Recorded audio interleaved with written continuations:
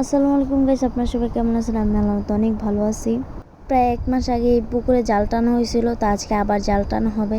আর আজকে আমরা কিন্তু মাছ বিক্রি করব। তো এই যে এখানে আমরা সকাল সকাল চলে আসছি 5টার দিকে। আর এই যে এখানে কিছু মাছ আলাদা করে রাখা হইতেছিল, যেগুলো আমরা বিক্রি করব। আর বাকি মাছগুলো পানিতে ফেলে দেওয়া হচ্ছিল। আর এখানে আমরা বড় বড় কয়েকটা রুই কাতল মাছ, আমাদের আরেকটা প্রজেক্ট আছে, ওই প্রজেক্টে নিয়ে এগুলো ছাড়া হবে।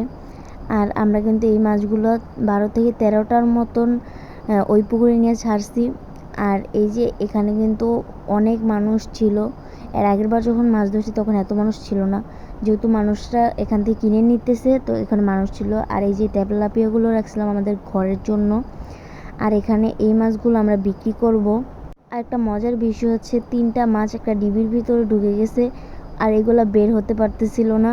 ওরা যান বাঁচানোর জন্য এই ডিবিতে ঢুকছিল 4টা মাছ একসাথে। তারপরে এগুলো নিয়ে আমরা অনেক হাসাহাসি করতেছিলাম যে রং দেখছো, রঙের ডিব্বা দেখো নেই। তো আজকের ভিডিওটা এতটুকুই।